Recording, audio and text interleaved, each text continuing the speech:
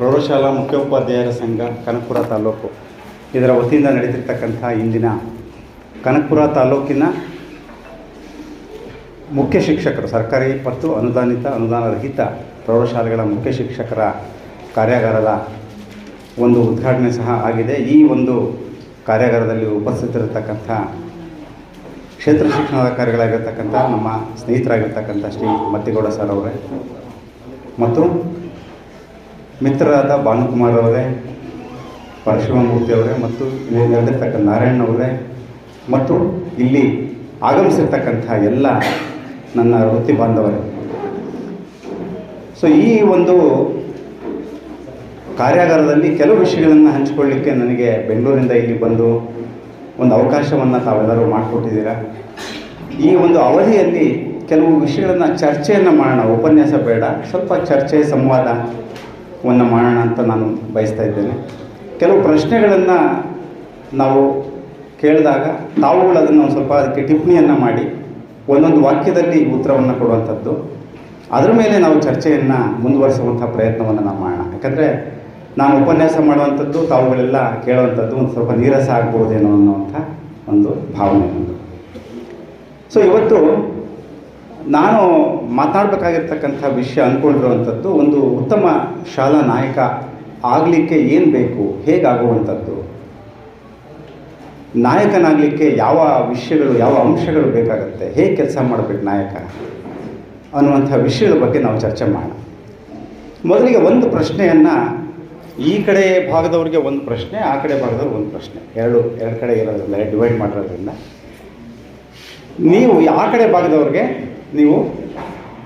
ನೀವು ಕೆಲಸ ಮಾಡಿದಂಥ ಅತ್ಯುತ್ತಮವಾದ ಒಬ್ಬ ನಾಯಕ, ನೀವು ಜೊತೆ ಕೆಲಸ ಮಾಡಿರೋಂಥ ಒಬ್ಬ ಲೀಡರ್, ಅವರು ಹೆಡ್ ಮಾಸ್ಟರ್ ಇರಬಹುದು ಅಥವಾ ಟೀಚರ್ ಇರಬಹುದು, BEO ಇರ್ಬೋದು, ಅಥವಾ ನಿಮಗೆ ಯಾವ ನಾಯಕ ನಿಮಗೆ ಇಷ್ಟ ಆದರು ಅನ್ನುವಂಥದ್ದನ್ನು ಮತ್ತು ಅವರ ಯಾವ ಗುಣ ನಿಮಗೆ ಇಷ್ಟ ಆಯಿತು, ಆ ನಾಯಕ ನೀವು ಯಾರು ಇಷ್ಟಪಟ್ಟರಲ್ಲ ಯಾವ ಗುಣ ನಿಮಗೆ ಇಷ್ಟ ಆಯಿತು ಅನ್ನುವಂಥದ್ದು. ಈ ಕಡೆ ಭಾಗದವ್ರಿಗೆ ಮಹಿಳೆಯರು ಮತ್ತು ಪುರುಷರು ಸಹ ಇದ್ದಾರೆ. ನೀವು ಕೆಲಸ ಮಾಡಿದಂಥ ನಾಯಕರಲ್ಲಿ ಯಾವ ನಾಯಕ ನಿಮ್ಗೆ ಇಷ್ಟ ಆಗಲಿಲ್ಲ, ಇಷ್ಟನೇ ಆಗಿಲ್ಲ ಇವರು ನನಗೆ, ಯಾಕೆ ಇಷ್ಟನೇ ಆಗಿಲ್ಲ, ಹೆಸರು ಹೇಳೋದು ಬೇಡ, ಅವ್ರದ್ದು ಇಷ್ಟ ಆಗದಿರೋದು ಹೆಸರು ಹೇಳೋದು ಬೇಡ, ಇಷ್ಟ ಆಗೋದು ಅವ್ರ ಹೆಸರು ಹೇಳಬೇಕಾದ್ರೆ ಅದನ್ನು ಮನಸ್ಸಿನಲ್ಲಿ ಅಂದ್ಕೊಳ್ಳಿ. ಯಾವ ಗುಣದಿಂದ ನಿಮ್ಗೆ ಇಷ್ಟ ಆಗಿಲ್ಲ, ಯಾವ ಗುಣದಿಂದ ಈ ವ್ಯಕ್ತಿ, ಒಬ್ಬ ನಿಮಗೆ ಟೀಚರ್ ಇರ್ಬೋದು, ಅವರು ನೀವು ಕೆಲಸ ಮಾಡಿರ್ಬೋದು, ಅಥವಾ ಹೆಡ್ ಮಾಸ್ಟರ್ ಇರ್ಬೋದು, ಅಥವಾ ಯಾವುದೇ ಒಂದು ಹಂತದಲ್ಲಿ ನೀವು ಕೆಲಸ ಮಾಡಿರ್ತಕ್ಕಂಥ ಇದರಲ್ಲಿ ಯಾವ ಒಂದು ನಾಯಕ ನಿಮಗೆ ಇಷ್ಟ ಆಗಿಲ್ಲ ಈ ಭಾಗದವರು. ಸೊ ಈ ಭಾಗದವರು ಯಾವ ಗುಣ ಅವ್ರದ್ದು ಇಷ್ಟ ಆಯಿತು, ಹೆಸರು ಯಾವುದು ಮತ್ತು ಯಾವ ಗುಣ ಇಷ್ಟ ಆಯಿತು, ಅವ್ರು ಹೇಗೆ ನಾಯಕ ಆಗಿದ್ದಾರೆ ಅಂತ ಚರ್ಚೆ ಮಾಡೋಣ. ಒಂದು 15-20 ಸೆಕೆಂಡ್ ಅಷ್ಟು ಸಾಕನ್ಸುತ್ತೆ ಇದನ್ನು ಮಾಡಲಿಕ್ಕೆ. ದಯಮಾಡಿ ನಿಮ್ಮ ಇದರಲ್ಲಿ ಟಿಪ್ಪಣಿ ಮಾಡಬೇಕು. ಇಡೀ ಕಾರ್ಯಾಗಾರ ಹೀಗೆ ಚರ್ಚೆ ಮಾಡ್ತಾನೆ ಮುಂದುವರ್ಸೋಣ ನಾವು. ನೀವು ಯಾರು ಕೈ ಎತ್ತಬೇಕು, ಯಾರು ನಾನು ಚೂಸ್ ಮಾಡ್ತೀನಿ ಅವರು ಅದನ್ನು ಉತ್ತರ ಹೇಳಬೇಕು. ಸುಮ್ಮನೆ ನಾವು ಒಂದು ಕ್ಲಾಸ್ ರೂಮಲ್ಲಿ ಒಂದೊಂದ್ಸರಿ ಆಗ್ಬಿಡುತ್ತೆ, ಮಾಸ್ ಆನ್ಸರ್ಸ್ ಬಂದುಬಿಡುತ್ತೆ, ಅವಾಗ ನಮಗೆ ಚರ್ಚೆ ಮಾಡಲಿಕ್ಕೆ ಆಗಲ್ಲ. ಪ್ರಶ್ನೆ ಅರ್ಥ ಆಗಿದೆಯಲ್ಲ? ಪ್ರಶ್ನೆ ಅರ್ಥ ಆಗಿದೆಯಾ? ಹಾಂ, ಆ ಗ್ರೂಪ್ ಅಲ್ಲ, ಈ ಕಡೆ ಕೂತ್ಕೊಂಡ್ರೆ ಈ ಕಡೆ ಗ್ರೂಪೇನೆ ಆಗಿಲ್ಲ. ಹಾಂ, ಇಲ್ಲ ಆ ಕಡೆ. ಹಾಂ ಸರ್, ಹೇಳಿ ಸರ್. ಒಂದು 4 ಜನ ತೊಗೊಳ್ತೀನಿ ನಾನು. 4-5 ಜನ. ಹಾಂ, ನನಗೆ ಇಷ್ಟ ಆದಂಥ ನಾಯಕತ್ವ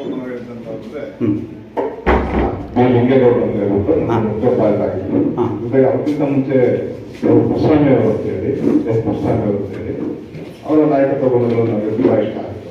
ಯಾಕೆಂದರೆ ಅವರಿದ್ದಂತಹ ಟ್ಯಾಲೆಂಟ್, ಅವರಿದ್ದಂತಹ ಸಂಪನ್ಮೂಲ, ಅವರನ್ನು ಅಲ್ಲಿ ತಗೊಂಡೋಗಿತ್ತು. ಮತ್ತು ಅವರು ಎಲ್ಲರನ್ನೂ ಒಂದು ಭಾವನೆ, ಒಂದು ಸಮಾನ ಭಾವನೆ ಅಂತ ಕಾಣ್ತಾ ಇತ್ತು.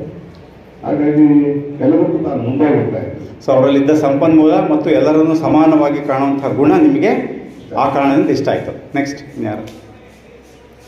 ಆ ಕಡೆ. ವಾಲಂಟ್ರಿ ಆಗಿರು. ಹಾಂ, ಕೊಡಿ. ನೀವು ಪರಿಚಯನೂ ಮಾಡ್ಕೋಬೋದು, ನಿಮ್ಮ ಹೆಸರು ಹೇಳ್ಬಿಟ್ಟು ಸಾಕು. ಯಾವ ಸ್ಕೂಲ್? ಸರ್, ನಾನು ನಾಯಕತ್ವ ಅಂದಾಗ ಹೈಸ್ಕೂಲಲ್ಲಿ ಓದಬೇಕಾದಾಗ ನಮ್ಮ ಮುಖ್ಯ ಶಿಕ್ಷಕರು ಎಲ್ ನರಸಿಂಹಯ್ಯ ಅಂತೇಳಿ RHS ಹಾರೋಳಿ ಇತ್ತು, ಈಗ ರಿಟೈರ್ಡ್ ಆಗಿದ್ದಾರೆ. ಅವರ ಒಂದು ಸರಳತೆ, ಸಮಯ ಪಾಲನೆ, ಮತ್ತೆ ಎಲ್ಲರನ್ನ ಒಂದೇ ತಕ್ಕಡಿಯಲ್ಲಿ ತೋರುವಂತ ಗುಣ ಅವರಲ್ಲಿತ್ತು. ಅದು ನನಗೆ ಬಹಳ ಮೆಚ್ಚುಗೆ ಆದಂತ ಅಂಶ. Okay okay good. Next. Sir, ನನ್ನ ಹೆಸರು ಭಾಸ್ಕರ್ ಅಂತ. ಹ್ಞೂ ನಾನು ಪ್ರಕಾಶರಲ್ಲಿ ರಿಪಬ್ಲಿಕ್ ಹೈಸ್ಕೂಲಲ್ಲಿ ಮೊದಲು ಹೆಡ್ ಮಾಸ್ಟರ್ ಸರ್. ನಾನು ಅವ್ರನ್ನ ತುಂಬ ಇಚ್ಛೆ ಪಡ್ತೀನಿ. ಯಾಕಂದರೆ ಅವರಲ್ಲಿದ್ದಂಥ ಒಂದು ತಾಳ್ಮೆ ಮತ್ತೆ ಅವರಲ್ಲಿದ್ದಂಥ ಒಂದು ಸರಳತೆ ಬಹಳ ಒಂದು ಮಾರ್ಗದರ್ಶನವನ್ನು ನೀಡುವಂಥ ಅವರ ಕೆಲಸ. ಸೊ ತಾಳ್ಮೆ ಸರಳತೆಗಳಿಂದ ಮೂವರು ಹೇಳಿದ್ದಾರೆ, ಇಬ್ಬರು ಹೇಳಿದ್ದಾರೆ. ಮೂವರು ಹೇಳಿದ ಸರಳತೆ ಹೇಳಿದರು, ಇವರು ಇಬ್ಬರು ಹೇಳಿರೋಂಥದ್ದು ಸಮಾನವಾಗಿ ಕಾರಣ ಕೂಡ ನಮ್ಗೆ ಇಷ್ಟ ಆಯಿತು ಅಂತ. Okay next. ಇನ್ನೊಂದು ಇಬ್ಬರು ಹೇಳಬೇಕು. ಇಲ್ಲಿ ಯಾರು ಸುಮ್ಮನೆ ಕೂತ್ಕೊಳ್ಳೋಗಿಲ್ಲ, ಹೇಳಲೇಬೇಕು. ಇವಾಗ ಉಪನ್ಯಾಸ ಅಲ್ಲ, ಇದು ಚರ್ಚೆ. ಹಾಂ, ಮಧ್ಯೆ ನಾನು ಮಾತಾಡ್ತೀನಿ ಅಷ್ಟೇ. ಎಲ್ಲರಿಗೂ ನಮಸ್ಕಾರ. ನನ್ನ ಹೆಸರು ರುದ್ರೇಶ್ಗೆ ಅಂತ ಹೇಳ್ಬಿಟ್ಟು ಗೌರ್ಮೆಂಟ್ ಹೈಸ್ಕೂಲ್ ಟಿ ಬನ್ನಿಕುಪ್ಪೆಯಲ್ಲಿ ಮುಖ್ಯ ಶಿಕ್ಷಕನಾಗಿ ಕೆಲಸ ಮಾಡ್ತಾ ಇದ್ದೀನಿ ಸರ್. ನಾವು 1981 ಮೂಲತಃ ಜೋಗ್ ಫಾಲ್ಸ್, ನಾನು 40 ಇಯರ್ಸ್ ಅಲ್ಲೇ ನಾವೆಲ್ಲ ಹುಟ್ಟಿ ಬೆಳೆದಿದ್ದು ಶಿವಮೊಗ್ಗ ಜಿಲ್ಲೆ. ಕರ್ನಾಟಕ ವಿದ್ಯುತ್ ಶಕ್ತಿ ಮಂಡಳಿಯಿಂದ ಸಂಯುಕ್ತ ಪ್ರೌಢಶಾಲೆ ನಡೀತಾ ಇತ್ತು. ನಿಜವಾಗಿಯೂ ನಮಗೆ ಆ ಕಾಲಕ್ಕೆ ನಮ್ಗೆಲ್ಲ ಬೋಧನೆ ಮಾಡೋ ಗುರುಗಳು ಎಲ್ಲ ಪೋಸ್ಟ್ ಗ್ರಾಜುಯೇಟ್. PUC ಮತ್ತೆ ಹೈಸ್ಕೂಲ್ 2 ಕಾಂಬಿನೇಷನ್ ನಡೀತಾ ಇತ್ತು. ಸುಮಾರು 550ರಿಂದ 600 ಜನ. ಸ್ವಲ್ಪ ಸಂಕ್ಷಿಪ್ತವಾಗಿ ಹೇಳುವಂಥದ್ದು. ಅಲ್ಲಿ ಮಂಜುನಾಥ್ ಬಾಪಟ್ ಅಂತ ಹೇಳ್ಬಿಟ್ಟು ಉಪಪ್ರಾಂಶುಪಾಲರು. ತುಂಬಾ ಸಮಯ ಪ್ರಜ್ಞೆ ಇರ್ಬೋದು. ಆನಂತರ ಎಲ್ಲರಿಗೂ ಸಮಾನಾಗಿ ಕಾಣೋದ್ರ ಮುಖಾಂತರ ಒಳ್ಳೊಳ್ಳೆ ರೀತಿಯ ಕೆಲವು ಸಂಪನ್ಮೂಲಗಳ ವ್ಯಕ್ತಿಗಳನ್ನ ಕರೆಸ್ಬಿಟ್ಟು ನಮ್ಗೆ ತಿಂಗಳಲ್ಲಿ 2 ರಿಂದ 3 ಬಾರಿ ಒಂದು ಮನ ಪರಿವರ್ತನೆ ವಿದ್ಯಾರ್ಥಿಗಳಾಗಿದ್ವಿ ನಾವು ಅವಾಗ. ಓಕೆ. ಎಷ್ಟೋ ನಾವು ವಿದ್ಯಾರ್ಥಿಗಳು ಇವತ್ತು ಅವರೇ ನಮಗೆ ಮಾರ್ಗದರ್ಶನ. Very good. ಇವತ್ತು ನಾವು ಒಂದು 1,000 ಜನರ ಎದುರುಗಡೆ ನಾನು ಇವತ್ತು ಮಾತಾಡ್ತೀನಿ ಅಂತ ಹೇಳಿದ್ರೆ ನನ್ಗೆ ಅವ್ರು ಹಾಕೊಟ್ಟಂತ ಒಂದು ಫೌಂಡೇಶನ್. ಓಕೆ.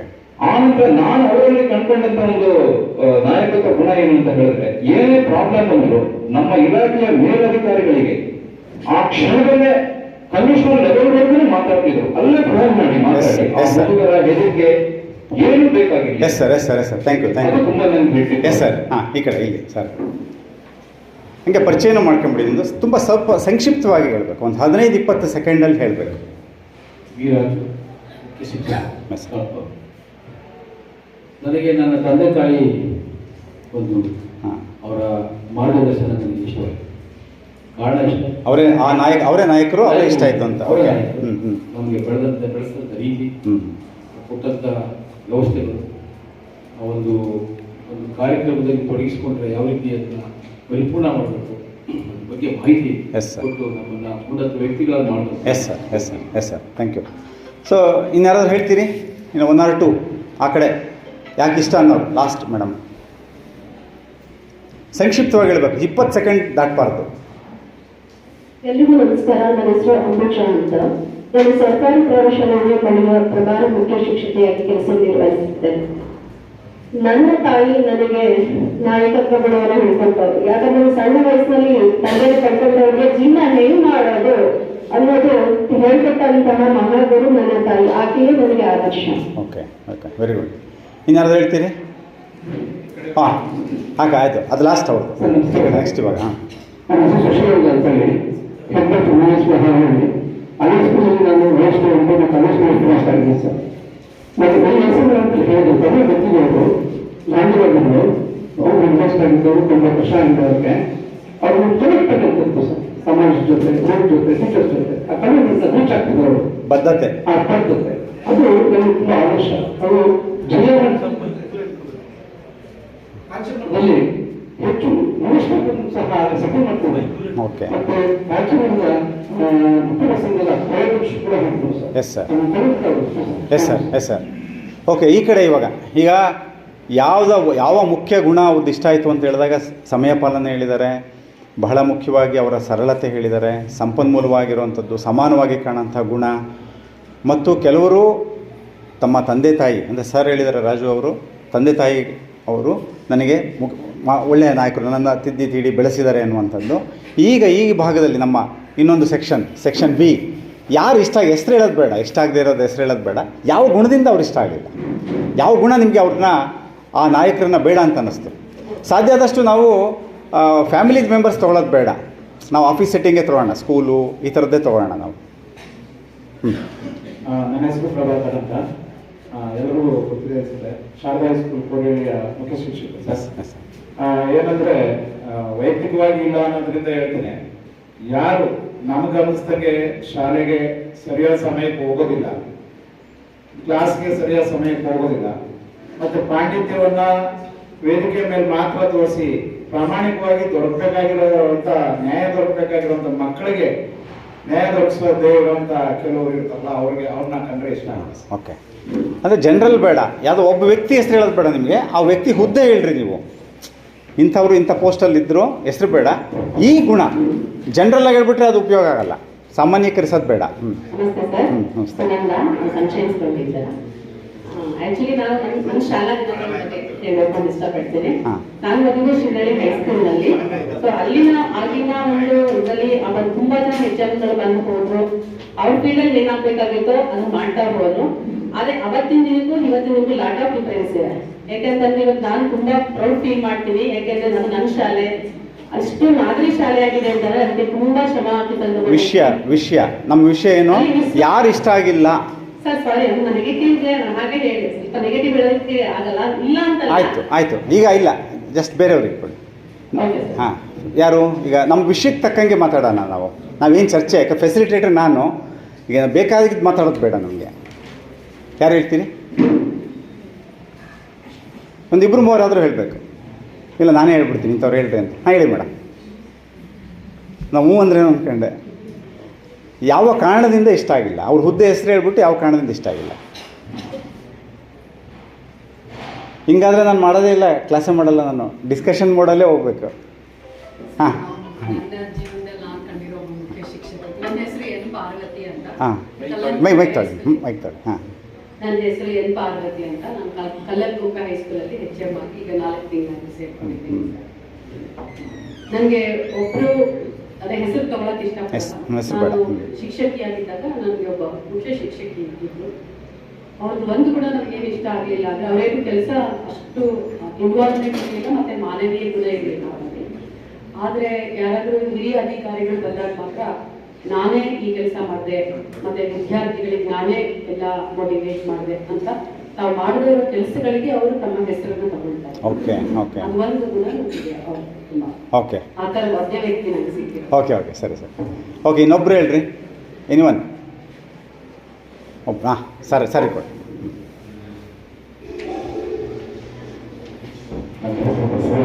ಹಾಂ ಸರ್, ನಾನು ಸ್ವಲ್ಪ ದೂರ ಇಟ್ಕೊಂತ ಮೈಕ್. ಹಾಂ, ಶಿಕ್ಷಕರಾಗಿ ಪ್ರೋತ್ಸದ್ರ ಶಾಲೆಗೆ ಹೋದಾಗ ಒಬ್ಬ ಮುಖ್ಯೋಪಾಧ್ಯಾಯರಿದ್ರು. ಅವರಲ್ಲಿ ತುಂಬಾ ಈಗೋ ಇತ್ತು. ನಾನು ತರಗತಿ ಫಸ್ಟ್ ಹೋಗಿ ಪಾಠ ಮಾಡ್ತಿದ್ರೆ ನನಗೆ ಬಂದು ನಮಸ್ಕಾರ ಮಾಡಲಿಲ್ಲ ಅಂತ ಜಗಳ ಮಾಡ್ತಿದ್ರು. ಆಮೇಲೆ ನಮ್ಮ ವಿಷಯನ ನಮ್ಮ ಹತ್ರನೇ ಹೇಳ್ತೇನೆ. ರೋಡ್ನಲ್ಲಿ ಬಸ್ ಸ್ಟ್ಯಾಂಡ್ ಅಲ್ಲಿ ಯಾರನ್ನ ನೋಡ್ರಿ ಅಲ್ಲಿ ಅವನು ಜೀನ್ಸ್ ಪ್ಯಾಂಟ್ ಹಾಕಬೇಕು ನೋಡ್ರಿ ಅವನು ಬೇರೆಯವ್ರು ಹೇಳ್ತಿದ್ರು. ಆ ಇಗೋಯಿಸಮ್ ನನಗೆ ತುಂಬಾ ಇಷ್ಟ ಆಗಿಲ್ಲ. ಹಾಗಾಗಿ ಆ ಶಾಲೆಯನ್ನೇ ಬಿಟ್ಟು ಟ್ರಾನ್ಸ್ಫರ್ ಮಾಡ್ತೀನಿ ಬೇರೆ ಶಾಲೆ. ಬೇಡ ಅವರು ಅಂತ. ಓಕೆ, ಇನ್ಯಾವ್ದು ಹೇಳ್ತೀರಿ? ಇನ್ನೊಬ್ರು? ಹಾಂ, ನಮಸ್ತೆ ಸರ್. ನಮ್ಮ ಪ್ರಿನ್ಸಿಪಲ್ ಸರ್ ತುಂಬಾ ಒಳ್ಳೆಯರಿದ್ರು. ಎಷ್ಟು ಒಳ್ಳೆಯರಿದ್ರು ಅಂದ್ರೆ ಊರೊಳಗೆಲ್ಲ ಬಂದು ಬೈದ್ರು, ಸುಧಾರಿಸ್ಕೊಂತ ಇತ್ತು ಸರ್. ಆ ಗುಣ ನನಗೆ ಇಷ್ಟ ಆಗಲಿಲ್ಲ. ತುಂಬಾ ಒಳ್ಳೆತನ. ನಾವೇ ಹೇಳ್ತೀವಿ ಸರ್, ಅವ್ರು ಎಷ್ಟು ಬಂದು ರೊಕ್ಕ ಮಾತಾಡ್ತಾರೆ, ನೀವು ಸ್ವಲ್ಪ ರಿಯಾಕ್ಷನ್ ಕೊಡಿ ಅಂತ ನಾವೆಲ್ಲ ಸ್ಟಾಪ್ ಎಲ್ಲ ಹೋಗ್ಬೇಕಾಗಿ ಹೇಳಿದ್ರು. ಹೋಗ್ಲಿ ಬಿಡ್ರಮ್ಮ ಅಂತಾರೆ. ಅದು ಇಷ್ಟ ಆಗಲಿಲ್ಲ. ಓಕೆ, ನೋಡಿ, ಈಗ ಎರಡೂ ಚರ್ಚೆ ಮಾಡಿದ್ವಿ ನಾವು. ಒಬ್ಬ ನಾಯಕ ಇಷ್ಟ ಆಗಲಿಕ್ಕೆ ನಮ್ಗೆ ಏನೇನು ಕಾರಣ ಆಯಿತು, ಇಷ್ಟ ಆಗದೇ ಇರೋದಕ್ಕೆ ಏನೇನು ಕಾರಣ ಆಯಿತು ಅಂತ. ಯಾಕಂದರೆ ಒಂದು ನಾಯಕ ಆಗುವಂಥದ್ದೇನಿದೆ, ಬಹಳ ಎಲ್ಲರೂ ನಾಯಕ ಆಗಲಿಕ್ಕಾಗಲ್ಲ, ಆದರೂ ಸಹ ಎಲ್ಲರೂ ನಾಯಕ ಆಗಲಿಕ್ಕೂ ಸಾಧ್ಯ ಇದೆ ಅನ್ನುವಂಥದ್ದು. ಮನೋವಿಜ್ಞಾನಿಗಳು ಈ ನಾಯಕತ್ವದ ಗುಣ ಹುಟ್ಟಿನಿಂದ ಬರುತ್ತೆ ಅಂತ ಕೆಲವರು ಹೇಳಿದ್ರೆ, ಇಲ್ಲ ಅದನ್ನು ನರ್ಚರ್ ಮಾಡ್ಕೋಬೋದು, ಅಂದರೆ ಬೆಳೆಸ್ಕೋಬಹುದು, ಅದಕ್ಕೆ ತರಬೇತಿನೂ ಕೊಡಬಹುದು ಅನ್ನುವಂಥದ್ದು. ಎರಡೂ ಸತ್ಯ ಅಂತಲೇ ಅನಿಸುತ್ತೆ. ಅಂದರೆ ಕೆಲವು ಸಾರಿ ಕೆಲವರು ಹುಟ್ಟಿನಿಂದಲೇ ನಾಯಕತ್ವದ ಲಕ್ಷಣಗಳು ಕೆಲವರಲ್ಲಿ ಹೆಚ್ಚಿರುತ್ತೆ, ಇನ್ನು ಅನೇಕರಲ್ಲಿ ಅವರು ಬೆಳೆಸ್ಕೊಳ್ತಾ ಒಂದು ಒಳ್ಳೆಯ ನಾಯಕರಾಗಿ ರೂಪುಗೊಳ್ತಾರೆ ಅನ್ನುವಂಥದ್ದು.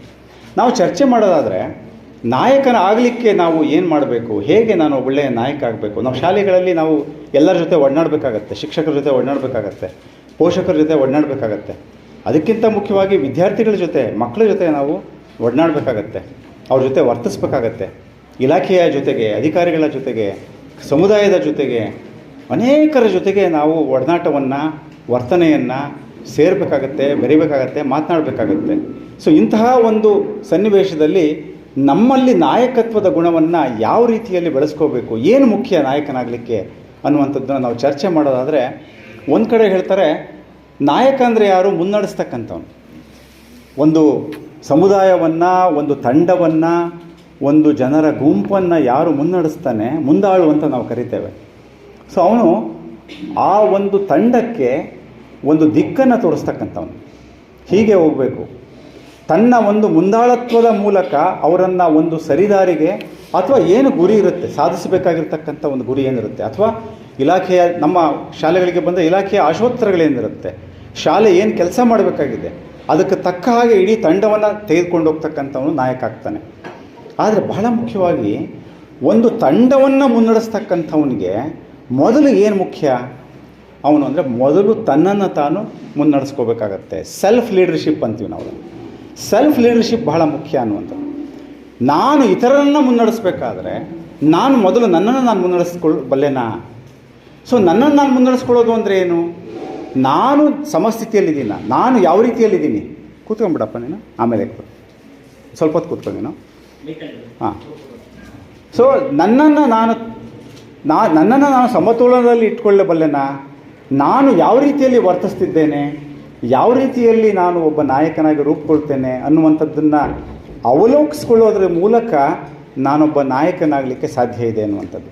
ಅದಕ್ಕೆ ಬಹಳ ಮುಖ್ಯವಾಗಿ ಹೇಳ್ತಾರೆ, ನಾಯಕನಾಗ್ತಕ್ಕಂಥವನೇನಿದ್ದಾನೆ ಅವನು ಬಹಳ ಆಲೋಚನೆಗಳಲ್ಲಿ ಯಾವ ರೀತಿಯ ಆಲೋಚನೆಗಳನ್ನು ಮಾಡ್ತಾನೆ ಅನ್ನುವಂಥದ್ದು ಸಹ ಬಹಳ ಮುಖ್ಯ ಆಗುತ್ತೆ. ಮತ್ತು ಹೇಗೆ ವರ್ತಿಸ್ತಾನೆ, ಯಾವ ರೀತಿಯಲ್ಲಿದ್ದಾನೆ, ಅದನ್ನು ತನ್ನ ಸೆಲ್ಫ್ ಮ್ಯಾನೇಜ್ಮೆಂಟ್ ಅಂತೀವಿ ನಾವು. If I can't manage my self, I can't manage others ಅನ್ನುವಂಥದ್ದು.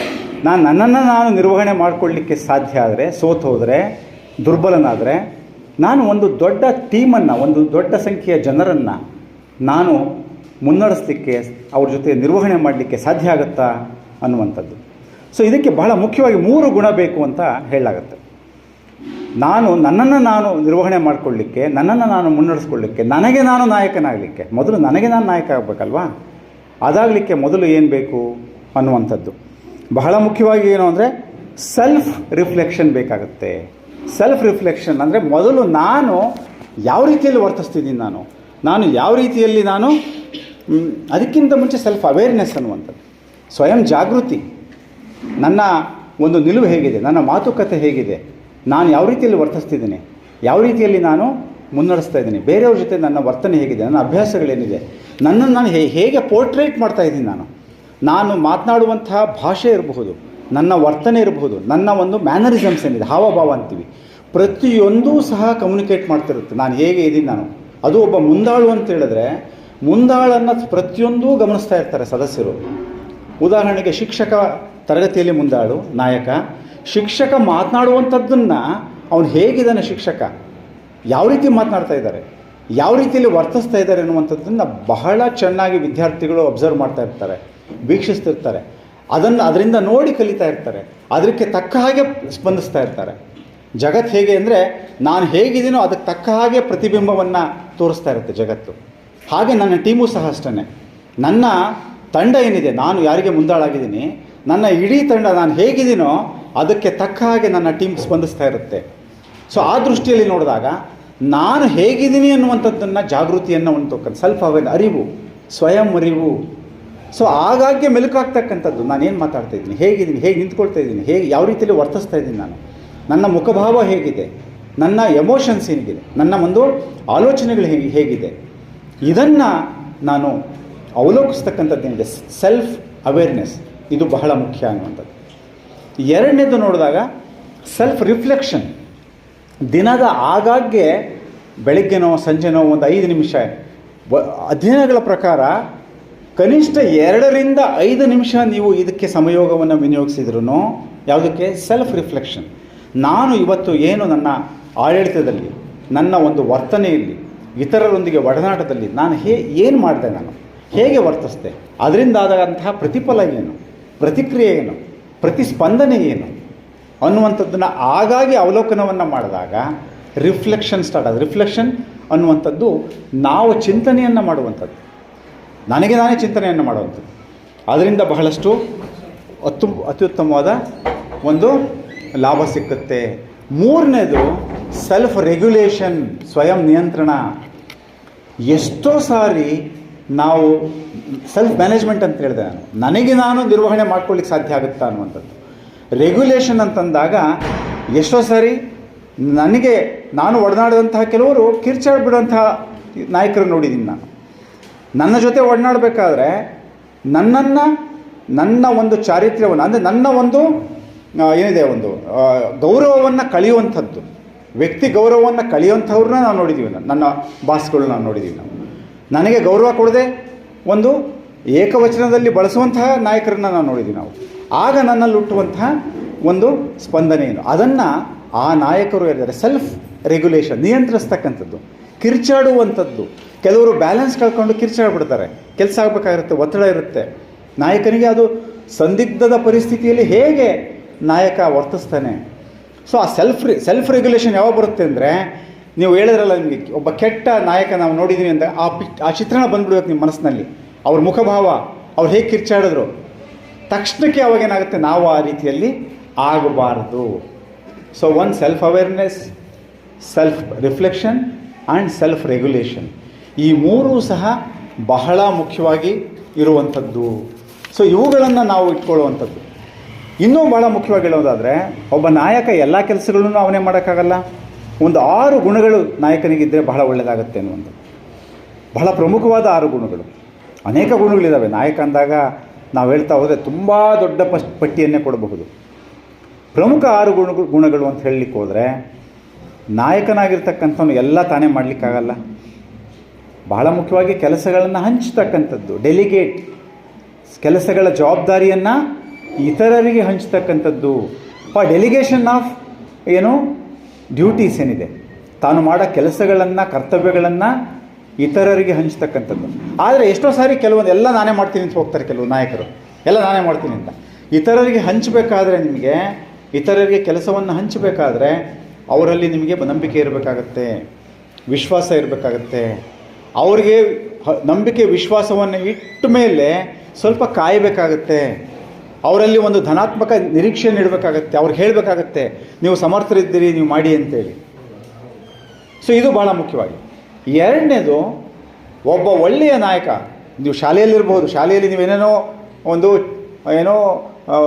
ಪ್ರಗತಿಗಳನ್ನು, ಒಂದು ಅಭಿವೃದ್ಧಿಯನ್ನು ನೀವು ಮಾಡಬೇಕು ಅಂದಾಗ ಕೆಲಸ ಎಲ್ಲ ನೀವೇ ಮಾಡೋಕ್ಕಾಗಲ್ಲ. ಮುಖ್ಯ ಶಿಕ್ಷಕರಾಗಿ ನೀವೇನು ಮಾಡಬೇಕಾಗತ್ತೆ, ಡೆಲಿಗೇಷನನ್ನು ಮಾಡಬೇಕಾಗತ್ತೆ. ಈ ಕೆಲಸ ನೀವು ಮಾಡಿ, ಈ ಕೆಲಸ ನೀವು ಮಾಡಿ, ಈ ಕೆಲಸ ನೀವು ಮಾಡಿ.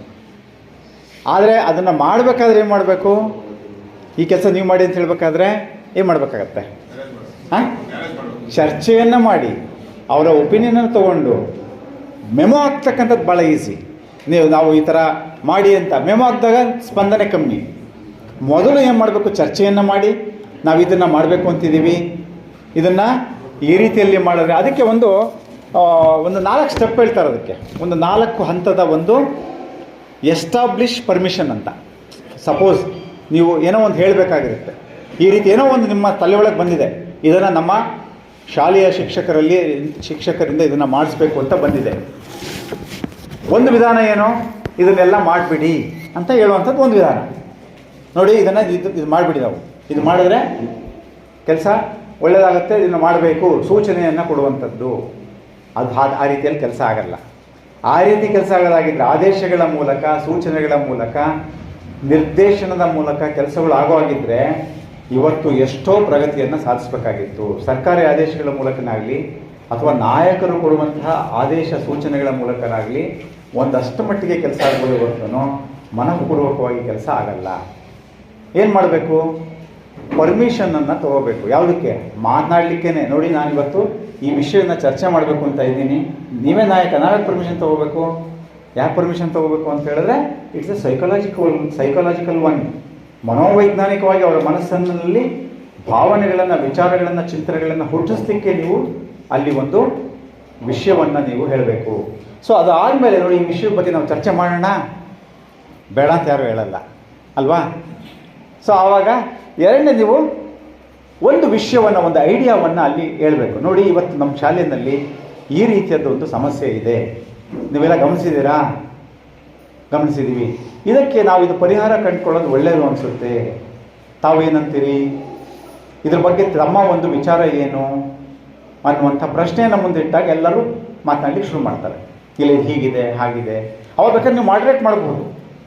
ಕೆಲವು ಸಾರಿ ಏನಾಗುತ್ತೆ, ಕೆಲವರು ದೀರ್ಘವಾಗಿ ಮಾತನಾಡೋರು ಇರ್ತಾರೆ ಕೆಲವು ಸಾರಿ ಸಭೆಗಳಲ್ಲಿ ಇವುಗಳಲ್ಲಿ. ಸೊ ಅದಕ್ಕೆ ನಾನು ಮೈಕ್ ಕೊಟ್ಟಾಗ ನಾನು 2 ನಿಮಿಷ ಅಂದ್ಬಿಟ್ಟೆ, ಯಾಕಂದ್ರೆ ಮೈಕ್ ನನಗೆ ವಾಪಸ್ ಬರ್ತಿದ್ರೆ ಅಂತ. ಸೊ ಅವಾಗ ಏನಾಗುತ್ತೆ, ಇಡೀ ವಿಷಯನೇ ದಿಕ್ಕು ತಪ್ಪಿಬಿಡುತ್ತೆ. ಅವಾಗ ಮಾಡ್ರೇಟ್ ಮಾಡಬೇಕಾಗತ್ತೆ. ಅವಾಗ ಏನು ಹೇಳಬೇಕು, ಅಲ್ಲಿ ಒಂದು ಅಪಾಯನೂ ಇದೆ. ನೀವು ಸುಗಮಕಾರಿಕೆಯನ್ನು ಮಾಡಲಿಕ್ಕೆ ಹೋದಾಗ ಒಂದು ಅಪಾಯ ಏನಿದೆ ಅಂದರೆ, ಒಂದು ದಿಕ್ಕು ತಪ್ಪೋ ಚಾನ್ಸಸ್ ಇರುತ್ತೆ. ಒಳ್ಳೆಯ ಸುಗಮಕಾರ ಆಗಬೇಕಾದ್ರೆ ನೀವು ಸೂತ್ರ ಇಟ್ಕೊಂಡಿರ್ಬೇಕು, ಗಾಳಿಪಟದ ಸೂತ್ರ. ಬಿಟ್ಬಿಟ್ರೆ ಹೊರಟೋಗ್ಬಿಡುತ್ತೆ. ಸೊ ಸೂತ್ರ ಇಟ್ಕೊಂಡು ಏನು ಅಂದರೆ, ಮೊದಲಿಗೆ ಹೇಳಬೇಕು ನಾವು ಈ ವಿಷಯದ ಬಗ್ಗೆ ಚರ್ಚೆ ಮಾಡೋಣ, ಆಯಿತಾ, ಮಾಡ್ಬೋದಾ, ಇದ್ರ ಬಗ್ಗೆ ನಿಮ್ಮ ವಿಷಯಗಳು ಹೇಳಿ. ಅವ್ರು ಹೇಳ್ತಾ ಹೋಗ್ತಾರೆ ಅವರು. ಆಮೇಲೆ ಕೆಲವು ಆಲೋಚನೆಗಳನ್ನು ಅವ್ರಿಗೆ ಮೂಡೋ ಥರ ಪ್ರಶ್ನೆಗಳನ್ನ ಕೇಳ್ಬೋದು. ನೀವೆಲ್ಲ ಇದನ್ನು ಹೇಳಿದ್ರಿ, ಇದನ್ನು ಯಾವ ರೀತಿ ಮಾಡಬೇಕು ಅನ್ನೋದನ್ನು ನೀವು ಹೇಳಿ. ಅವ್ರಿಗೆ ಆಲೋಚನೆಯನ್ನು ಮಾಡಲಿಕ್ಕೆ ಅವಕಾಶ ಕೊಡಬೇಕು. ನಾಯಕ ಮಾಡೋಂಥ ದೊಡ್ಡ ತಪ್ಪೇನು ಅಂದರೆ, ಎಲ್ಲ ನಾಯಕರು ಮಾಡೋಂಥ ದೊಡ್ಡ ತಪ್ಪೇನು ಅಂದರೆ, ಬೇರೆಯವರ ಟೀಮ್ ಪರವಾಗಿ ಅವರೇ ಆಲೋಚನೆ ಮಾಡೋವಂಥದ್ದು. ಟೀಮ್ ಪರವಾಗಿ ಅವರೇ ಆಲೋಚನೆ ಮಾಡಿ ಹೀಗೆ ಮಾಡಿಬಿಡಿ. ನಮ್ಮ ಸರ್ಕಾರಿ ಇದರಲ್ಲಿ ಆ ಸ್ಟೈಲ್ ಇದೆ. ಅದು ಯಾವ ಥರ ಒಂದು ನಿರ್ದೇಶನ ಕೊಟ್ಬಿಡೋದು, ಒಂದು ಮೆಮೊ ಹಾಕ್ಬಿಡೋದು. ಸೊ ಮೆಮೊ ಹಾಕ್ಮಂತ್ರಿ ನೀವೇನು ಮೆಮೊ ಹಾಕಬೇಕು ಅದು ಫಸ್ಟು ಚರ್ಚೆಯಲ್ಲಿ ಬರೋ ಥರ ಮಾಡ್ಕೋಬೇಕು ನಾವು. ಹೇಗೆ ನೋಡಿ, ಇದನ್ನು ಹೀಗೆ ಮಾಡಿದ್ರೆ ಹೇಗಿರುತ್ತೆ, ಈ ಥರ ಸಮಸ್ಯೆ ಇದೆ. ಸೊ 10th ಸ್ಟ್ಯಾಂಡರ್ಡಲ್ಲಿ ವಿದ್ಯಾರ್ಥಿಗಳು ಭಾಳ ತುಂಟ್ರಿದ್ದಾರೆ, ಅವರನ್ನು ನಾವು ಯಾವ ರೀತಿಯಲ್ಲಿ ಸರಿದಾರಿಗೆ ತರಬೇಕು, ಅಥವಾ ಪರೀಕ್ಷಾ ಫಲಿತಾಂಶವನ್ನು ನಾವು ಉತ್ತಮಪಡಿಸಬೇಕಾಗಿದೆ, ಯಾವ ರೀತಿಯಲ್ಲಿ ಮಾಡ್ಬೋದು, ಈ ವಿಷಯದ ಬಗ್ಗೆ ನಾವು ಚರ್ಚೆ ಮಾಡಬಹುದಾ ಇವತ್ತು.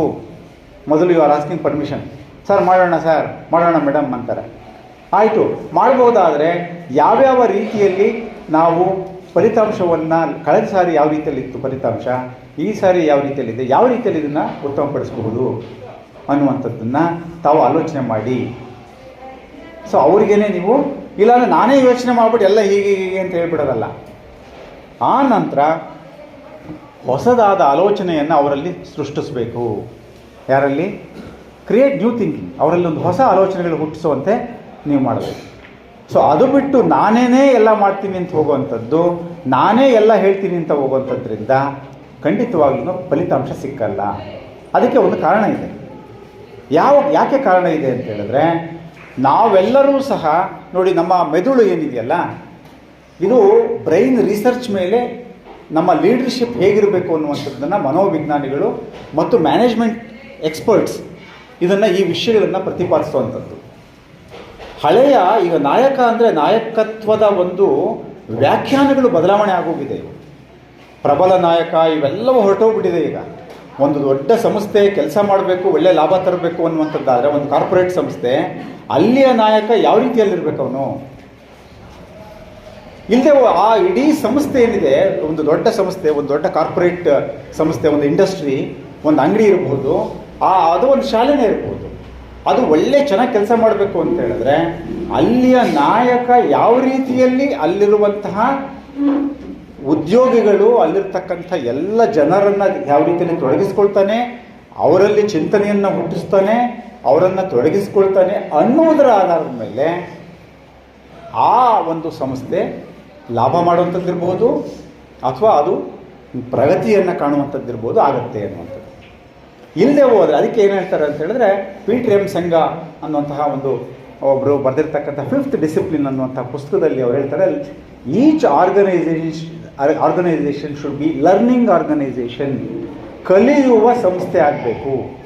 ಕಲಿಯುವ ಸಂಸ್ಥೆ ಆಗಬೇಕು ಅಂತ ಹೇಳಿದ್ರೆ, ಲೀಡರ್ ಆಗಿರ್ತಕ್ಕಂಥವನು ಪ್ರತಿಯೊಬ್ಬರನ್ನೂ ಸಹ ಕಲಿಕೆಯ ಹಾದಿಯಲ್ಲಿ ತೊಗೊಂಡೋಗ್ಬೇಕು. ಕಲಿಕೆ ಅಂತ ಹೇಳಿದ್ರೆ ಪುಸ್ತಕ ತೊಗೊಂಡು ಓದೋದಲ್ಲ. ಸರ್ ನಮ್ಮ ಪುಸ್ತಕ ತೊಗೊಂಡು ಓದೋದು ಇದೆ.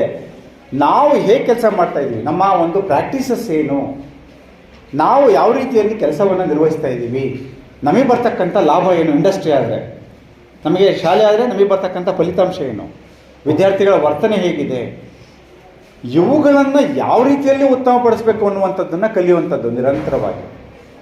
ಒಂದು ಸಂಸ್ಥೆ ಕಲಿಯೋದನ್ನು ನಿಲ್ಲಿಸ್ತು ಅಂತ ಹೇಳಿದ್ರೆ ಆ ಸಂಸ್ಥೆ ಅವನತಿ ಆಗುತ್ತೆ. ನೀವು ಸುಮ್ಮನೆ ಅವಲೋಕಿಸಿ, ನಿಮ್ಮ ತಾಲೂಕಲ್ಲಿನೇ, ನಿಮ್ಮ ಜಿಲ್ಲೆಯಲ್ಲಿನೇ ಯಾವ್ಯಾವ ಶಾಲೆಗಳಲ್ಲಿ ಎನ್ರೋಲ್ಮೆಂಟ್ ಕಮ್ಮಿ ಆಗಿದೆ, ಆ ಶಾಲೆಗಳನ್ನು ಅವಲೋಕಿಸಿ ನೀವು. ಆ ಎಲ್ಲ ಶಾಲೆಗಳು ಕಲಿಯೋದನ್ನು ಬಿಟ್ಟಿದ್ದಾವೆ.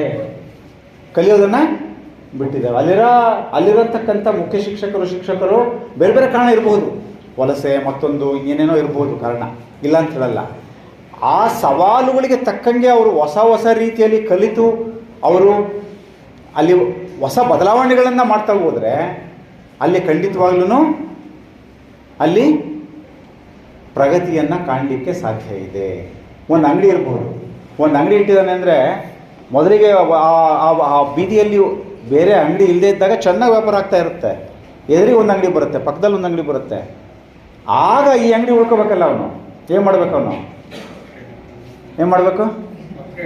ಅಪ್ಡೇಟ್ ಆಗ್ಬೇಕು. ನೋಡಿ, ಯಾರು ಹೇಳಿದ್ದು ಅಪ್ಡೇಟ್ ಆಗಬೇಕು ಅಂತ? ಸರ್ ಹೇಳಿದ್ರು ನೋಡಿ. ಯಾವ ರೀತಿ ಅಪ್ಡೇಟ್ ಆಗಬೇಕು ಸರ್? ಹಾಂ, ಯಾವ ರೀತಿ ಅಪ್ಡೇಟ್ ಆಗಬೇಕು ಅಂತ ಹೇಳಿದ್ರೆ ಆ ಎರಡು ಅಂಗಡಿನಲ್ಲಿ ಇಲ್ಲದೇ ಇರೋದು ಇವನು ಇಡಬೇಕು. ಅವ್ರು ಕೊಡದೇ ಇರತಕ್ಕಂಥ ಸೇವೆಯನ್ನು ಇವ್ರು ಕೊಡಬೇಕು. ಅವ್ರು ಕೊಡ್ತಾ ಕ್ವಾಲಿಟಿ, ರೇಟ್ಸ್, ಡೋರ್ ಡೆಲಿವರಿ, ಮಾತನಾಡುವ ವಿಧಾನ. ಆ ಶಾಲೆಯಲ್ಲಿ ಎನ್ರೋಲ್ಮೆಂಟ್ ಜಾಸ್ತಿ ಇದೆ, ನಮ್ಮ ಶಾಲೆಯಲ್ಲಿ ಕಮ್ಮಿ ಇದೆ. ಹೇಗೆ? ಅಲ್ಲಿ ರಿಸಲ್ಟ್ ಜಾಸ್ತಿ ಬರ್ತಾ ಇದೆ, ನನ್ನಲ್ಲಿ ಬರ್ತಾ ಇಲ್ಲ. ಹೇಗೆ? ನಾನೇನು ಕಲಿಬೇಕು? So updating continuously. ನಿಮ್ಗೊಂದು ಉದಾಹರಣೆ ಕೊಡ್ತೀನಿ ನಾನು. ಒಂದು 15-20 ವರ್ಷಗಳ ಕೆಳಗೆ ಎಲ್ಲರ ಕೈಯಲ್ಲೂ ನೋಕಿಯಾ ಮೊಬೈಲ್ ಇತ್ತಾ?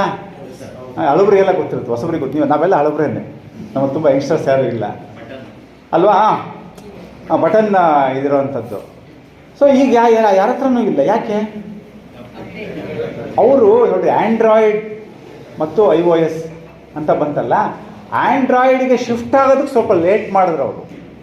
ಆ ಆ್ಯಂಡ್ರಾಯ್ಡ್ ಟೆಕ್ನಾಲಜಿಗೆ ಶಿಫ್ಟ್ ಆಗೋದ್ರಲ್ಲಿ ಸ್ವಲ್ಪ ತೂಡಿಸಿದ್ರು. ಹೆಂಗಿದೆ ಅಂದರೆ ನಮ್ಮದು ಕಾರ್ಪೊರೇಟ್ ವರ್ಲ್ಡಲ್ಲಿ, ಇಂಡಸ್ಟ್ರೀಸ್ನಲ್ಲಿ ಇವತ್ತು ಎಷ್ಟು ವೇಗವಾಗಿ ಬದಲಾವಣೆಗಳು ಜ್ಞಾನ ಮತ್ತು ಕೌಶಲ್ಯಗಳಲ್ಲಿ ಒಂದು ಉತ್ತಮೀಕರಣ ಆಗ್ತಾ ಇದೆ ಅಂತ ಹೇಳಿದ್ರೆ, ಸ್ವಲ್ಪ ಮೈಮರೆತ್ರೂ ನಮ್ಮ ಸಂಸ್ಥೆ, ನಮ್ಮ ಕಾರ್ಪೊರೇಟ್ ಇದು ಹೊರಟೋಗ್ಬಿಡುತ್ತೆ, ಸೀನಲ್ಲೇ ಇರಲ್ಲ.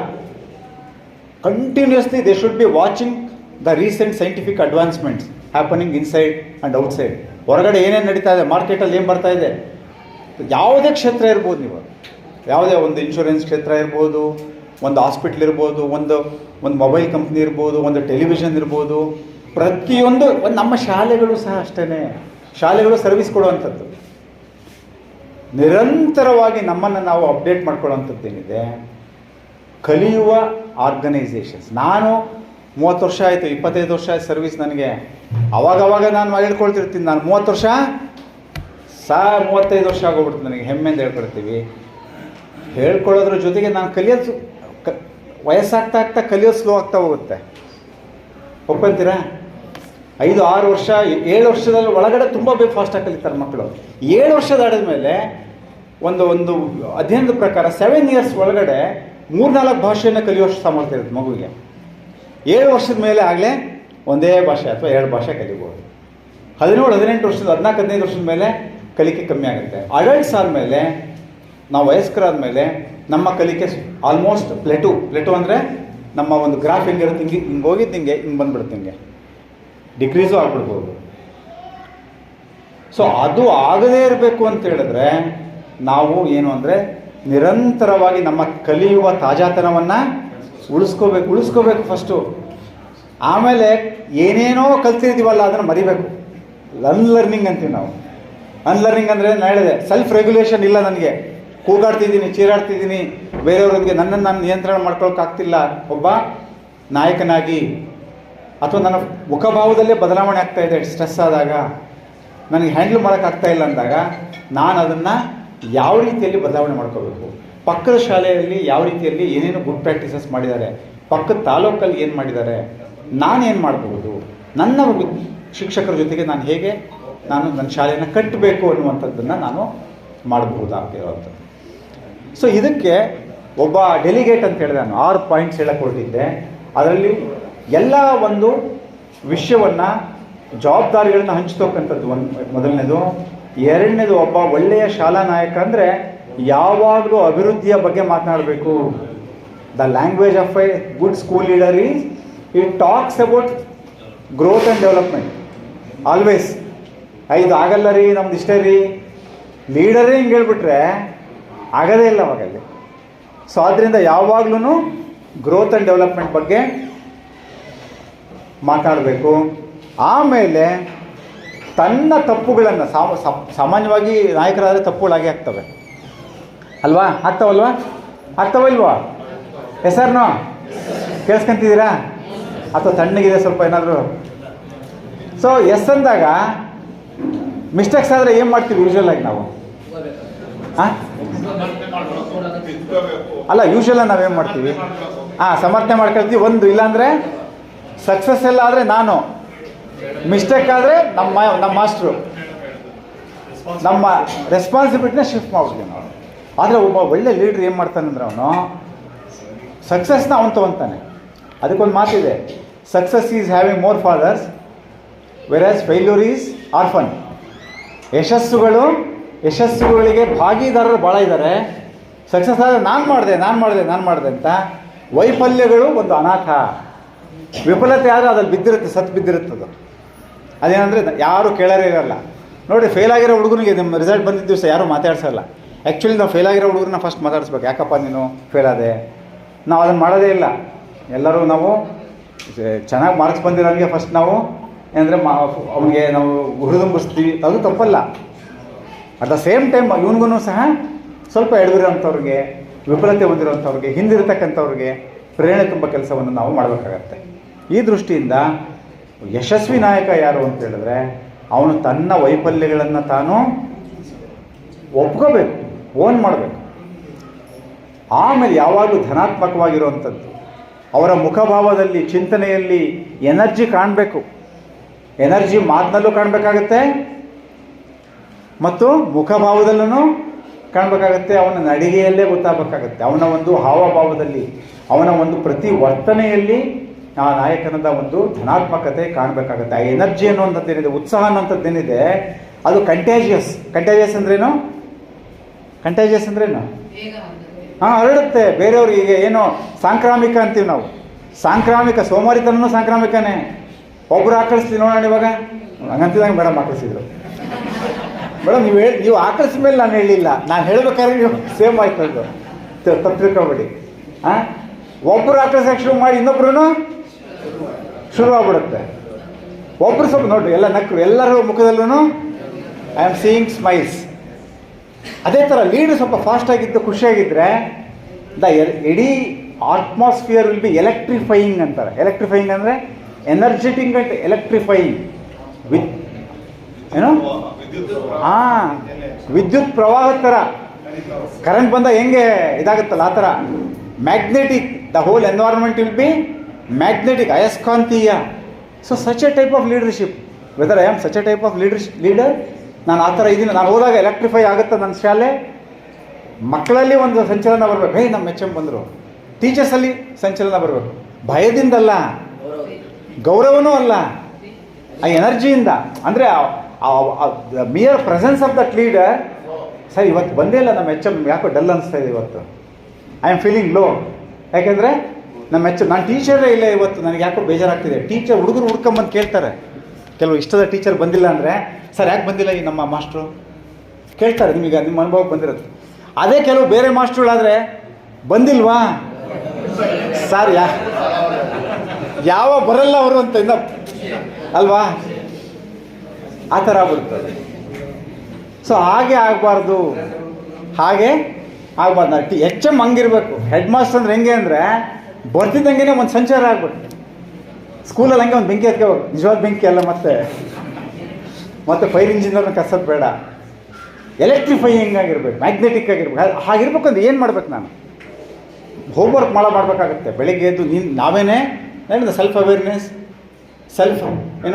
ರಿಫ್ಲೆಕ್ಷನ್, ಸೆಲ್ಫ್ ರೆಗ್ಯುಲೇಷನ್ ಜೊತೆಗೆ ನಾನು ಹೇಗಿದ್ದೀನಿ ಹೀಗೆ ಚೇಂಜ್ ಆಗಬೇಕು. ನಾನು ಚೇಂಜ್ ಆಗಬೇಕು ಅಂದರೆ ನಾನು ಎನರ್ಜೆಟಿಕ್ ಆಗಿರಬೇಕು, ಮುಖಭಾವ ನಗಬೇಕು, ನಾನು ಸ್ವಲ್ಪ ಖುಷಿಯಾಗಿರಬೇಕು, ಬೇರೆಯವ್ರನ್ನ ವಿಶ್ವಾಸಕ್ಕೆ ತೊಗೋಬೇಕು. ಸೊ ಹಾಗೆ ಕಲಿಬೇಕು. ನಾನು ಹೇಳಿದೆ ಲರ್ನಿಂಗ್ ಆರ್ಗನೈಸೇಷನ್, ಬೇರೆಯವ್ರ ಹತ್ರ ಹೋಗಿ ಕಲಿಬೇಕು, ಮುಕ್ತ ಮನಸ್ಸಿರಬೇಕು, ಸ್ವೀಕರಿಸೋ ಗುಣ ಇರಬೇಕು. ಸೊ ಕೆಲವರಿಗೆ ತುಂಬ ವಯಸ್ಸಾದ್ರೂ ತುಂಬ ಚೆನ್ನಾಗಿರುತ್ತೆ, ಕೆಲವರಿಗೆ ಕಮ್ಮಿ ಆಗ್ತಾ ಹೋಗುತ್ತೆ. ಕೆಲವರು ವಯಸ್ಸಾದಮೇಲೆ ಎಷ್ಟೊಂದು ಕಲಿತಾರೆ, ಕೆಲವರು ಏನೇನೋ ಮಾಡ್ತಾರೆ ಅವರು. ಸೊ ಆ ವ್ಯಕ್ತಿಯಲ್ಲಿ ಇದು ಒಂದು ಜೀವಂತಿಕೆ ಇದೆ ಅನ್ನುವಂಥದ್ದು. ಕಲಿಕೆಯನ್ನು ನಿಲ್ಲಿಸ್ಬಿಟ್ರೆ ಜೀವಂತಿಕೆ ಇಲ್ಲ ಅನ್ನುವಂಥದ್ದು. ಇನ್ನೂ ಒಂದು ಬಹಳ ಮುಖ್ಯವಾಗಿ ಈಗ ಹೇಳುವಂಥದ್ದು HM ಇರಬೇಕಾದಂಥ ಗುಣ ಈಗ ಹೇಳುವಂಥದ್ದು ಬಹಳ ಮುಖ್ಯ. ನಿಮ್ಮಲ್ಲಿದೆಯಾ ಚೆಕ್ ಮಾಡ್ಕೊಳ್ಳಿ. ನೀವು ಹೇಳ್ಬೇಕಿವ ನನಗೆ ನಿಮ್ಮಲ್ಲಿದೆಯಾ ಅಂತ. ವೆಲ್ಕಮಿಂಗ್ ನ್ಯೂ ಐಡಿಯಾಸ್, ಹೊಸ ವಿಚಾರಗಳನ್ನು ಸ್ವಾಗತಿಸ್ತಕ್ಕಂಥದ್ದು. ಎಷ್ಟು ಜನಕ್ಕಿದೆ? ಕೈ ಎತ್ತಿ ನೋಡೋಣ. Welcoming new ideas.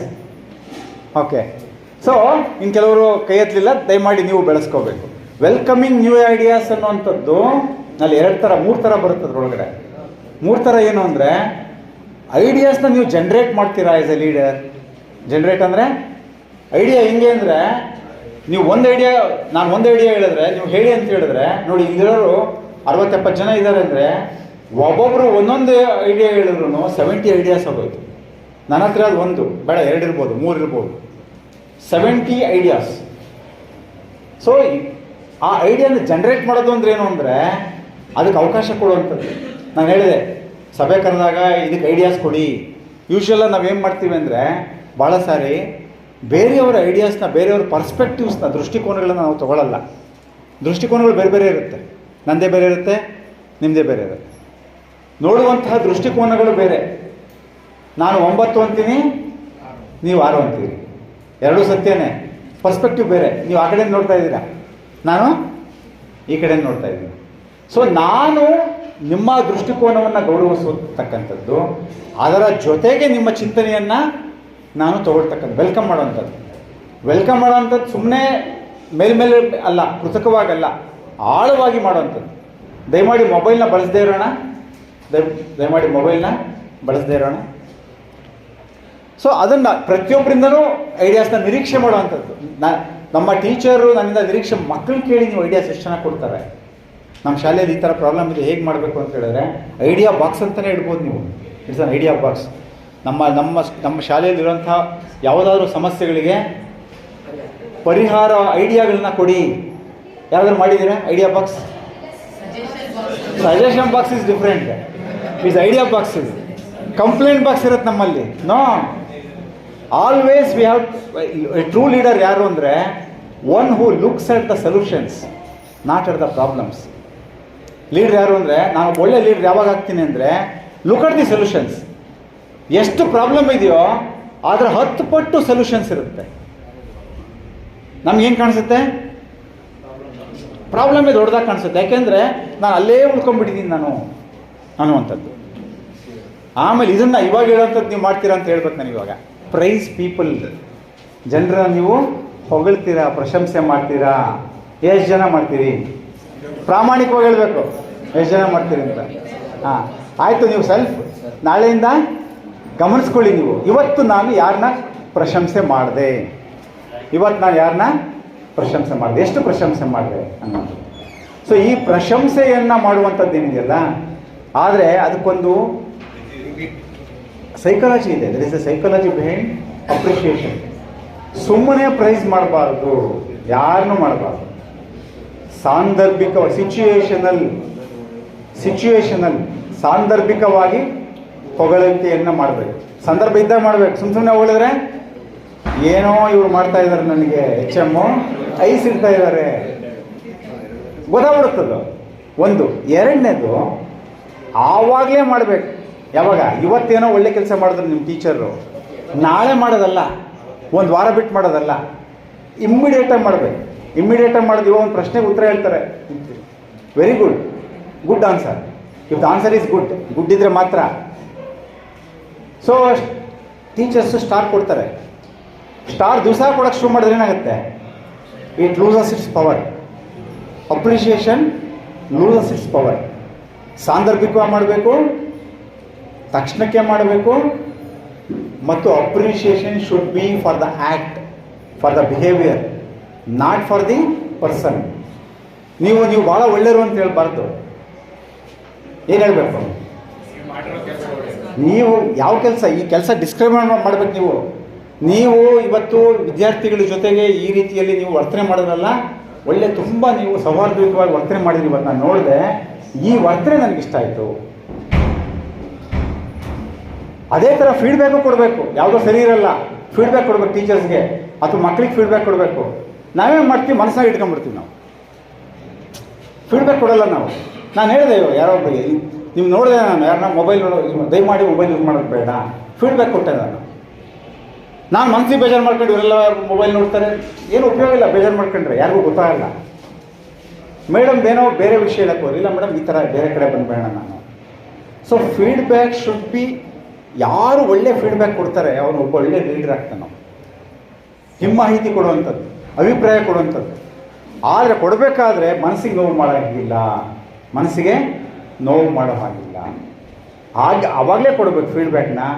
ಮತ್ತು ಕೊಡಬೇಕಾದ್ರೆ ನಿಮ್ಮ ಮುಖಭಾವ ಹೇಗಿರುತ್ತೆ, ಮನಸ್ಥಿತಿ ಹೇಗಿರುತ್ತೆ ಅನ್ನೋದು ಮುಖ್ಯ. ಭಾಳ ಪ್ಲೆಸೆಂಟಾಗಿ ಆರಾಮಾಗಿ ಒಬ್ಬರೇ ಇದ್ದಾಗ ಕೊಡಬೇಕು. ಹೊಗಳೋದನ್ನು ಎಲ್ಲರ ಎದುರಿಗೆ ಹೊಗಳುವಂಥದ್ದು, ಫೀಡ್ಬ್ಯಾಕನ್ನು ಪ್ರೈವೇಟಾಗಿ ಕೊಡುವಂಥದ್ದು, ಖಾಸಗಿಯಾಗಿ ಕೊಡುವಂಥದ್ದು. ನಾವು ರಿವರ್ಸ್ ಮಾಡ್ತೀವಿ. ನಾವು ಬೈಯೋದನ್ನು ಎಲ್ಲರ ಎದುರಿಗೆ ಬೈದ್ಬಿಡ್ತೀವಿ, ಹೊಗಳೋದನ್ನು ಪರ್ಸನಲಿ ನೀವು ಒಳ್ಳೆಯವ್ರಿ. ಅದು ಏನು ಆ್ಯಕ್ಟನ್ನು ಇದು ಮಾಡಲ್ಲ, ಅವ್ರ ಕೆಲಸನ ಪ್ರೈಸ್ ಮಾಡಲ್ಲ. ನೀವು ಒಳ್ಳೆಯವ್ರಿ, ನಾನು ಒಳ್ಳೆಯದು. ಯಾವ ಕಾರಣದಿಂದ ಒಳ್ಳೆಯದು? ನನ್ನಲ್ಲಿಯ ಯಾವ ವಿಷಯ ನಿಮಗೆ ಒಳ್ಳೆತನ ಅಂತ ಅನಿಸಿದೆ ಅನ್ನುವಂಥದ್ದು. ಸೊ ಇದನ್ನು ಹೇಳ್ತಾ ಇನ್ನೊಂದು 5-10 ಮಿನಿಟ್ಸಲ್ಲಿ ಭಾಳ ಮುಖ್ಯವಾಗಿ ಇವತ್ತು ನಮ್ಮ ಬ್ರೈನ್ ರಿಸರ್ಚ್ ಅಂತ ಹೇಳ್ತಾ ಇದ್ದಾರೆ, ಅದ್ರ ಬಗ್ಗೆ ನಿಮ್ಗೆ ಹೇಳಲೇಬೇಕು. ಸೊ ನಾಯಕನಾಗಿರ್ತಕ್ಕಂಥವ್ನಿಗೆ ಯಾವುದು ಬಹಳ ಮುಖ್ಯ ಅಂತಂದಾಗ ನಮ್ಮ ಬ್ರೈನ್ ಹೇಗೆ ಕೆಲಸ ಮಾಡುತ್ತೆ ಅನ್ನೋದ್ರ ಮೇಲೆ ಇವತ್ತಿನ ಲೀಡರ್ಶಿಪ್ಪನ್ನು ಡಿಫೈನ್ ಮಾಡಿದ್ದಾರೆ, ಹೇಗಿರಬೇಕು ಅಂತ. ನಮ್ಮ ಬ್ರೈನ್ ಹೇಗೆ ಕೆಲಸ ಮಾಡುತ್ತೆ ನಿಮ್ಮೆಲ್ಲರಿಗೂ ಗೊತ್ತಿದೆ. ಬ್ರೈನ್ನಲ್ಲಿ ಬಹಳ ಮುಖ್ಯವಾಗಿರುವಂಥದ್ದು ಯಾವುದು? ಯಾವ ಒಂದು ಪಾರ್ಟ್ಸ್ ಎಲ್ಲ ಕೇಳ್ತಾರೆ, ಅದು ಯಾವ ಅಂಶ, ಯಾವ ಎಲಿಮೆಂಟ್ ಅಲ್ಲಿ? ಹಾಂ, ನರ್ವ್ ಅಂತಾರ, ಏನಂತಾರೆ ಅದಕ್ಕೆ? ನ್ಯೂರಾನ್. ನ್ಯೂರಾನ್ ಅಂತ ಹೇಳಿದ್ದಾರೋ? ಹಾಂ, ನ್ಯೂರಾನ್ಗಳು, ನ್ಯೂರಾನ್ಸ್, ಡೆಂಡ್ರೈಟ್ಸ್, ಆಕ್ಸಾನ್ಸ್, ಈ ಥರ ಎಲ್ಲ ಇದೆ. ನಾನು ನಿಮಗೆ ಹೆಚ್ಚು ಹೇಳಿ ಅದನ್ನು ಅದನ್ನು ಹೇಳಲಿಕ್ಕೆ ಮತ್ತೆ ಹೆಚ್ಚು ಸಮಯ ಬೇಕಾಗುತ್ತೆ. ಸೊ ನಮ್ಮ ಮೆದುಳಿನಲ್ಲಿ ಕೋಟ್ಯಾಂತರ ನ್ಯೂರಾನ್ಗಳು ಆ ಕನೆಕ್ಷನ್ಸನ್ನು ಮಾಡ್ಕೊಂಡಿರ್ತಾವೆ, ಸಂಪರ್ಕಗಳು.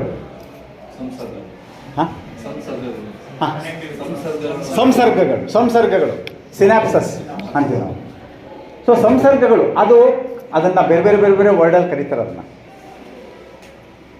ಸೊ ಈ ಕನೆಕ್ಷನ್ಸ್ ಏನಿದೆಯಲ್ಲ, ಈ ಕನೆಕ್ಷನ್ಸ್ ಮೂಲಕನೇ ನಮಗೆ ಮೆಮೊರಿ, ನೆನಪಿನ ಶಕ್ತಿ ಇರುವಂಥದ್ದು, ನಮ್ಮ ಬಿಹೇವಿಯರ್ ಇರ್ಬೋದು, ನಮ್ಮ ಒಂದು ಕಲಿಕೆ ಇರ್ಬೋದು, ನಾವೇನು ಯಾವ ರೀತಿಯಲ್ಲಿ ಇರ್ತೀವಿ, ನಮ್ಮ ಆಡಳಿತ ಶೈಲಿ, ಇವೆಲ್ಲವೂ ಸಹ ಬ್ರೈನಲ್ಲಿ ಇರುವಂಥದ್ದು. ಅವು ಕನೆಕ್ಷನ್ಸ್ ಆಗಿರ್ತವೆ.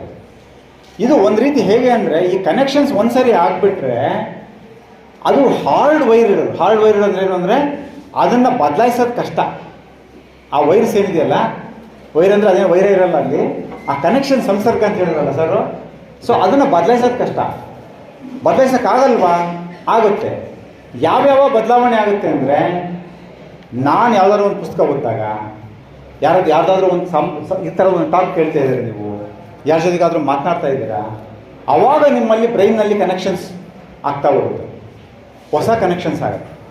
ಆದರೆ ಅನ್ಫಾರ್ಚುನೇಟ್ಲಿ ನಮಗೆ ಬಂದಂತಹ ಚಿಂತನೆಗಳೇನಿದೆ, ಆಲೋಚನೆಗಳಲ್ಲೆಲ್ಲವೂ ಸಹ ಹೊಸ ಕನೆಕ್ಷನ್ ಸ್ಟ್ರಾಂಗ್ ಆಗಲ್ಲ. ಅವರು ಸ್ಟ್ರಾಂಗ್ ಕನೆಕ್ಷನ್ ವೈರಿಂಗ್ ಅಂತ ಹೇಳಿದ್ನಲ್ಲ, ಸ್ಟ್ರಾಂಗ್ ಆಗಿರಲ್ಲ. ಅದು ಸ್ವಲ್ಪ ಓದ್ತೀವಿ, ಆಮೇಲೆ ಅದು ಮರ್ತೋಗ್ಬಿಡ್ತೀವಿ. 4 ದಿವಸ ಈ ಥರ ಟಾಕ್ ಏನಿದೆಯಲ್ಲ, ಬಹಳ ದಿವಸ ನಿಮಗೆ ಹೆಚ್ಚು ನೆನಪಿನಲ್ಲಿ ಉಳಿಯಲ್ಲ. ಯಾವುದೋ ಒಂದು ನಾವು ಒಳ್ಳೆ ಪುಸ್ತಕ ಓದ್ತೀವಿ, ಅದರ ಪ್ರಭಾವ ಒಂದು 4 ದಿವಸ ಇರುತ್ತೆ, 5 ದಿವಸ ಇರುತ್ತೆ. ಅದು ಹಾರ್ಡ್ ವೈರ್ಡ್ ಆಗಲ್ಲ. ಇವತ್ತು ನಾವು ನೋಡ್ತೀವಿ, ಪ್ರತಿ ದಿವಸ ಎಲ್ಲರೂ ವಾಟ್ಸಪ್ ಸ್ಟೇಟಸಲ್ಲಿ ಗುಡ್ ಮಾರ್ನಿಂಗ್ ಒಂದು ಸೇಯಿಂಗ್ ಹಾಕ್ಕೊಂಡು ಗುಡ್ ಮಾರ್ನಿಂಗ್ ಹಾಕ್ತಾರೆ, ಪ್ರತಿಯೊಬ್ಬರಿಗೂ ಕಳಿಸ್ತಾರೆ. ಸೊ ಅದೆಲ್ಲವನ್ನು ನಾವೆಲ್ಲರೂ ಕಳಿಸಿದ್ದೆಲ್ಲ ಚೆನ್ನಾಗಿ ನಾವು ಪಾಲನೆ ಮಾಡಿದ್ರಿ. ಇವತ್ತು ಕಳಿಸಿರೋರು ಎಷ್ಟು ಮಹಾನ್ ಇದಾಗಿರೋರು, ಯಾರು ಎಷ್ಟು ಬದಲಾವಣೆ, ಎಷ್ಟೊಂದು ಲೋಕಕ್ಕೆ ಚಿಂತನೆ ಸ್ವೀಕರಿಸಿರೋ ನಾವು ಅಲ್ಲ ಅಂದರೆ ನಾವು ಸಹ ಅಷ್ಟೊಂದು ಸಮರ್ಥರಾಗಿರ್ತಿದ್ವಿ.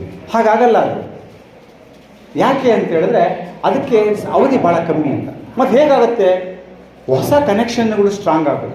ಹಾರ್ಡ್ ವೈರ್ಡ್, ಹಳೇದೆಲ್ಲ ಹಾರ್ಡ್ ವೈರ್ಡ್. ನಾನು ಕಿರ್ಚಾಡ್ತಾ ಇದ್ದೀನಿ, ಯಾರಾದರೂ ಒಬ್ಬ ನಾಯಕ ಯಾರಾದರೂ ಬಂದರೆ ಐ ಲೂಸ್ ಮೈ ಬ್ಯಾಲೆನ್ಸ್, ಅಥವಾ ನಾನು ಹೀಗೆ ಬೇರೆ ಥರ ವರ್ತನೆ ಮಾಡ್ತಾಯಿದ್ದೀನಿ, ಎಲ್ಲರನ್ನೂ ಸಮಾನವಾಗಿ ಕಾಣಲ್ಲ, ನನ್ನ ಗುಣ ಇದೆ, ನನಗೆ ಅಭ್ಯಾಸಗಳನ್ನು ನಾನು ಬಿಡಲಿಕ್ಕಾಗಲ್ಲ. ಯಾಕೆ ಅಂತ ಹೇಳಿದ್ರೆ ನನ್ನ ಒಂದು ಮನಸ್ಸಿನ ಆಳದಲ್ಲಿರ್ತಕ್ಕಂಥ ಆಲೋಚನೆ ಏನಿದೆ ಅದು ಬದಲಾವಣೆ ಆಗಬೇಕು. You have to change our thinking first. So ಅದರಿಂದ ನಮ್ಮ ಒಂದು ಆ ಮಾಡೆಲಲ್ಲಿ ಕೊನೆಗೆ ಇದಿರುತ್ತೆ, ಯಾವುದು ಥಿಂಕಿಂಗ್ ಇರುತ್ತೆ ಆಳದಲ್ಲಿ. ಥಿಂಕಿಂಗ್ನ ಮೇಲೆ ಏನಿರುತ್ತೆ, ಸ್ಲೋಲಿ ಆ ಆಲೋಚನೆಗಳೇನಿದೆಯಲ್ಲ ಆ ಆಲೋಚನೆಗಳನ್ನು ನಾವು ಬದಲಾಯಿಸಬೇಕಾಗತ್ತೆ. ಆಲೋಚನೆಗಳನ್ನ ಬದಲಾಯಿಸೋದು ಹೇಗೆ? ಆಲೋಚನೆ ಬದಲಾಯಿಸೋದು ಹೇಗೆ?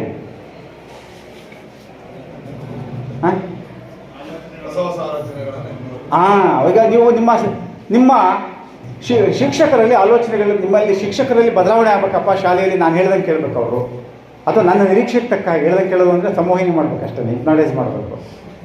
ಸೊ ಒಂದು ಅಭಿವೃದ್ಧಿ ಕಡೆಗೆ ಅವ್ರನ್ನ ಚರ್ಚೆಗೆ ಕರ್ಕೊಂಡು ಹೋಗ್ಬೇಕು ಅಂದಾಗ ಏನು ಮಾಡಬೇಕು? ಯೂಶ್ವಲಾಗಿ ನಾವೇನು ಮಾಡ್ತೀವಿ, ಅವಾಗ ಹೇಳಿದೆ ಡೈರೆಕ್ಷನ್ಸ್ ಕೊಡ್ತೀವಿ, ಹಿಂಗೆ ಮಾಡಿರಿ ಅಂತ ಹೇಳ್ತೀವಿ ನಾವು.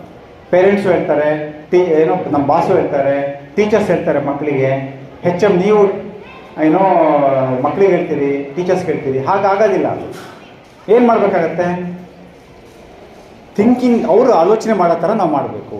ನಾವೇನು ಮಾಡಬೇಕು? ಅವರು ಆಲೋಚನೆ, ನಾನು ಹೇಳಿದೆ 4 ಸ್ಟೆಪ್ ಹೇಳಿದೆ ನಿಮಗೆ. ಅವಾಗ ಏನು ಹೇಳಿದೆ?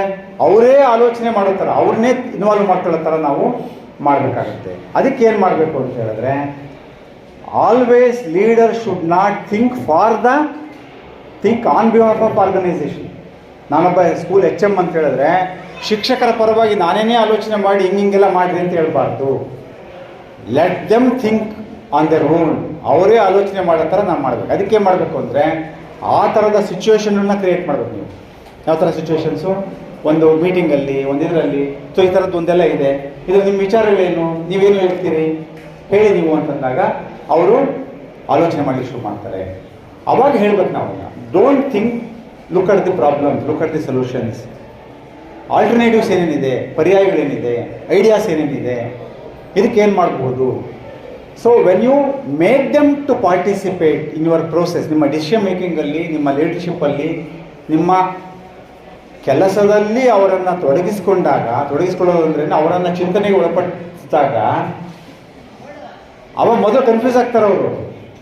ಈ ಟ್ರೈನಿಂಗ್ ಮುಗಿಸಿ ಹೋಗ್ತಿದ್ದಾಗೆ ನೀವು ಒಂದು ಮೀಟಿಂಗ್ ಕರೆದು ಮಾಡಿರಿ ಅಂದರೆ, ಅಯ್ಯೋ ನಮ್ಮ HM ಯಾವತ್ತೂ ನಮ್ಮನ್ನೇನು ಕೇಳೇ ಇಲ್ಲ, ಹಿಂಗೆ ಮಾಡಿರಿ ಅಂತ ಹೇಳ್ಬಿಡೋರು. ಇವತ್ತೇನೋ ಹೊಸದಾಗಿ ಕೇಳ್ತಾ ಇದ್ದಾರೆ, ಆಲೋಚನೆ ಹೇಳಿ ಅಂತ. ಮೊದಲಿಗೆ ಅವ್ರಿಗೂ ಸಹ ಕನ್ಫ್ಯೂಸ್ ಆಗುತ್ತೆ. ಮೊದಲು ಯಾರೂ ಹೇಳಲ್ಲ. ಮೊದಲು ಯಾಕೆ ಹೇಳ್ರಿ? ಯಾಕೆ ಹೇಳಲ್ಲ? ಅಕ್ಸೆಪ್ಟ್ ಅಲ್ಲ, ನಾವು ಅಭ್ಯಾಸನೇ ಇರಲ್ಲ ಹೇಳಿ. ನಮ್ಮನ್ನು ಯಾರು ಚಿಂತನೆ ಮಾಡಲ್ಲ. ಕರೆಕ್ಟು. ಯಾಕೆ ಚಿಂತನೆ ಮಾಡಲ್ಲ ಯಾರಾದ್ರೂ ಹೇಳ್ತೀರಾ? ಅವಕಾಶ ಕೊಟ್ಟರಲ್ಲ. ಒಂದು ಚಿಂತನೆ ಮಾಡಲ್ಲ ನಾವು, ಆಲೋಚನೆ ಮಾಡಲ್ಲ ಜಾಸ್ತಿ ನಾವು. ಯಾಕೆ ಒಪ್ಕೊಳ್ಳೋದಿಲ್ಲ ಅನ್ನೋ ಒಂದು ಪ್ರಮುಖ ಕಾರಣ ಇದೆ. ಸೈನ್ಸ್ ಪ್ರಕಾರ, ಬ್ರೈನ್ ರಿಸರ್ಚ್ ಪ್ರಕಾರ. Can anybody tell? ಭಾಳ ಮುಖ್ಯವಾಗಿ ಆಲೋಚನೆ ಮಾಡೋದಕ್ಕೆ ಒಂದಷ್ಟು ಎನರ್ಜಿ ಜಾಸ್ತಿ ಖರ್ಚಾಗುತ್ತೆ.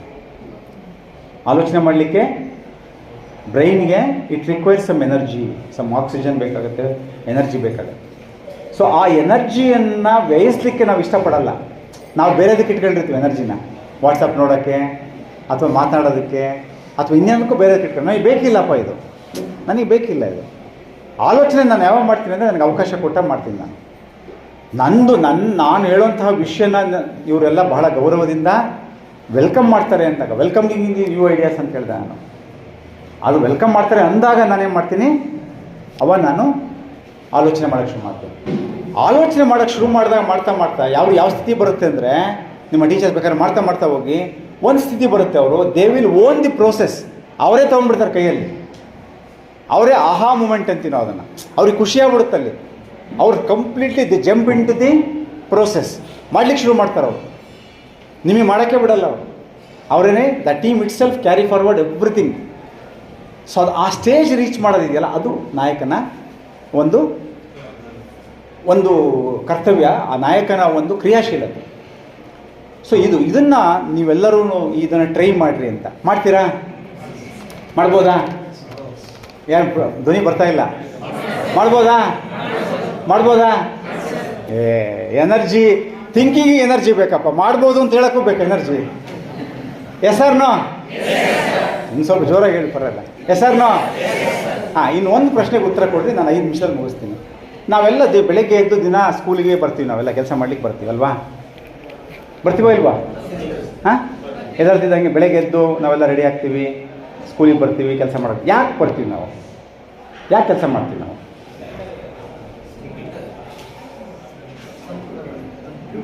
ಯಾಕೆ ಮಾಡ್ತೀವಿ ನಾವು? ಹಾಂ ಡ್ಯೂಟಿ ಅಂತ ಮಾಡ್ತೀವಿ ನಾವು. ಅರ್ನಿಂಗ್ಸ್ ದುಡ್ಡು, ಆಮೇಲೆ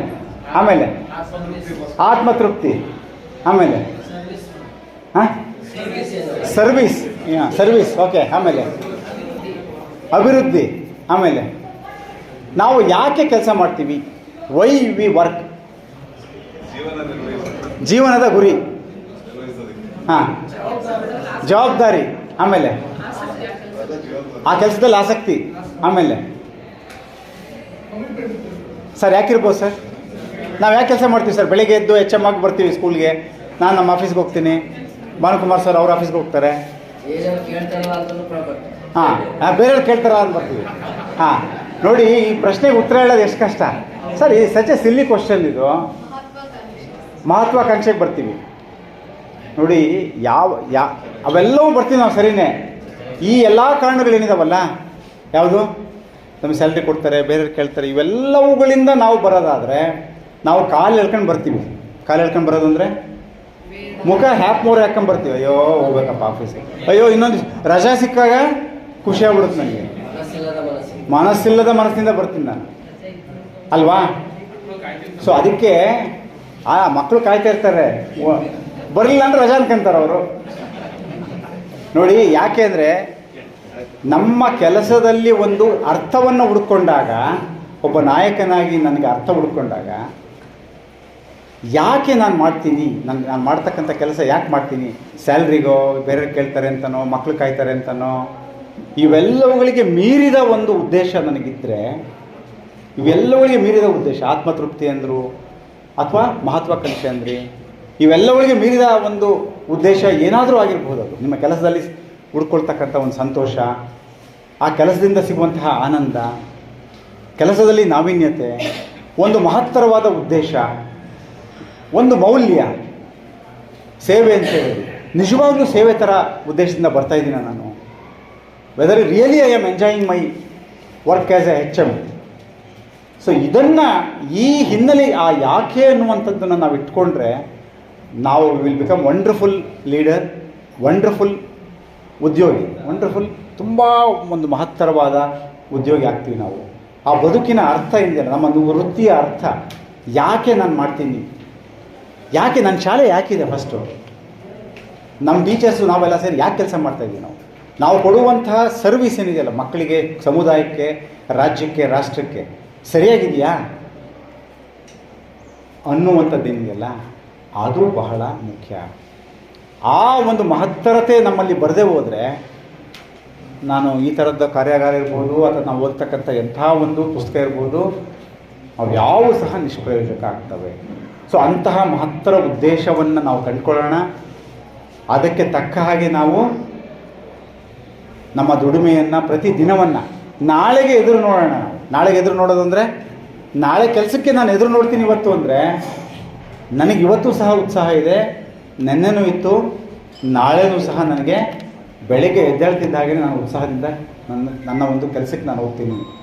ಆ ಮಹತ್ತರ ಉದ್ದೇಶ ಏನು, ಅದು ಒಂದು ಪ್ರಶಂಸೆಯಿಂದ ಬರೋದಲ್ಲ, ಹೊಗಳಿಕೆಯಿಂದ, ಸನ್ಮಾನದಿಂದ ಬರುವಂಥದ್ದಲ್ಲ. ಆ ಸನ್ಮಾನ, ಪ್ರಶಂಸೆಯ, ಮೆಚ್ಚುಗೆ ಅದೆಲ್ಲ ತಾತ್ಕಾಲಿಕ ಅಷ್ಟೇ. ನಿಮ್ಮ ಒಳಗಿಂದ ಸಿಗುವಂಥದ್ದು, ಅದನ್ನು ಕಂಡುಕೊಳ್ಳಿಕ್ಕೆ ನಾವು ಪ್ರಯತ್ನ ಮಾಡುವಂಥದ್ದು. ಈ ನಿಟ್ಟಿನಲ್ಲಿ ತಾವೆಲ್ಲರೂ ಸಹ ಆಗ್ತೀರ ಅಂತ ಭಾವಿಸ್ತಾ, ಈ ಒಂದು ಹೊತ್ತಿನಲ್ಲಿ ನನ್ನ ಜೊತೆಗೆ ಸ್ವಲ್ಪ ಹೆಚ್ಚು ಮಾತಾಡೋದೇನೋ ಗೊತ್ತಿಲ್ಲ, ತಮ್ಮ ಜೊತೆ ಕೆಲವು ವಿಷಯಗಳನ್ನ ಹಂಚ್ಕೊಳ್ಳಿಕ್ಕೆ ನನಗೆ ಅವಕಾಶವನ್ನು ಕಲ್ಪಿಸಿಕೊಟ್ಟಂತಹ ಮತ್ತು ಭಾಳ ಸಮಾಧಾನದಿಂದ ಕೇಳಿಸಿಕೊಂಡಂತಹ ತಮ್ಮೆಲ್ಲರಿಗೂ ಸಹ ನಾನು ಧನ್ಯವಾದಗಳನ್ನು ಹೇಳ್ತಾ ನನ್ನ ಮಾತುಗಳನ್ನ ನಾನು ಮುಗಿಸ್ತಾ ಇದ್ದೀನಿ. Thank you.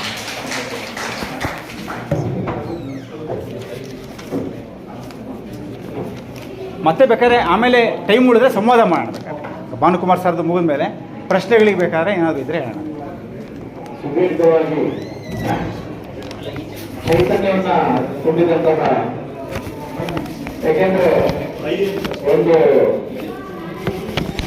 ವೈಜ್ಞಾನಿಕವಾಗಿ ನಾವು ತಿಳ್ಕೊಂಡಿರುವಂತ ಅಂಶ ಅಂದ್ರೆ, ಯಾವುದೇ ಒಬ್ಬ ವ್ಯಕ್ತಿಯ ವ್ಯಕ್ತಿತ್ವ ರೂಪುಗೊಳ್ಬೇಕಾದ್ರೆ ಆ ವ್ಯಕ್ತಿಯ ಸರೌಂಡಿಂಗ್ಸ್ ಹೇಗಿದೆ ಅನ್ನೋದ್ರ ಮೇಲೆ ಅದು ಡಿಪೆಂಡ್ ಆಗ್ತಾ ಹೋಗುತ್ತಂತ. ಒಂದು 15 ದಿನ ಯಾರಾದ್ರೂ ಒಬ್ರು ಒಳ್ಳೆ ವ್ಯಕ್ತಿಗಳ ಜೊತೆ ನಾವು ಒಡನಾಟವನ್ನು ಇಟ್ಕೊಂಡ್ರೆ, ಓಡಾಡ್ತಾ ಇದ್ರೆ, ಆ ಗುಣಗಳು ನಮ್ಮ ಮೇಲೆ ರಿಫ್ಲೆಕ್ಟ್ ಆಗ್ತಾ ಇರುತ್ತೆ. ಅದೇ ತರ ನೆಗೆಟಿವ್ ಪೀಪಲ್ಸ್ ಜೊತೆ ಇದ್ದಾಗೂ ಸಮಸ್ಯೆನೆ, ಅದು ನೆಗೆಟಿವ್ ಆಗೇ ಥಾಟ್ಸ್ ಬರ್ತಾ ಹೋಗ್ತದೆ ಅಂತ ಹೇಳ್ಬೋದು. ಹಾಗಾಗಿ ಎಲ್ಲ ಧನಾತ್ಮಕ ಚಿಂತನೆಗಳ ಬಗ್ಗೆ ಸುದೀರ್ಘವಾಗಿ, ಮತ್ತೆ ಒಬ್ಬ ನಾಯಕತ್ವದ ಗುಣ ಹೇಗಿರ್ಬೇಕು, ನಾಯಕ ಅನ್ನಿಸ್ಕೊಳ್ಬೇಕಾದ್ರೆ ಏನೆಲ್ಲ ಗುಣಗಳಿರ್ಬೇಕು ಅನ್ನೋಂಥದ್ರ ಬಗ್ಗೆ ಸುದೀರ್ಘವಾಗಿ, ಮತ್ತೆ ಸರ್ವಿಸ್ ಬಗ್ಗೆ ಒಂದು ಸಣ್ಣ ಒಂದೋ ಎರಡು ವಿಚಾರಗಳನ್ನ ಕೇಳ್ಪಟ್ಟೆ.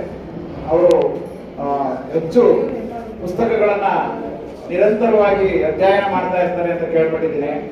ಅವರು ಬಳಸಿದಂತ ಪದಗಳು ಮತ್ತೆ ಅವರ ವೈಚಾರಿಕತೆ ಅಥವಾ ವಿಚಾರಗಳನ್ನ ನಮಗೆ ತಿಳಿಸ್ಕೊಟ್ಟಂತ ರೀತಿ, ಇವನ್ನೆಲ್ಲ ಗಮನಿಸಿದಾಗ ನಮಗೆ ಒಂದು ಯಾವುದೋ ಒಂದು ಗ್ರಂಥವನ್ನು ನಾವೇ ಅಧ್ಯಯನ ಮಾಡಿದ್ವೇನೋ ಅನ್ನೋ ತರ ಫೀಲ್ ಆಗ್ತದೆ.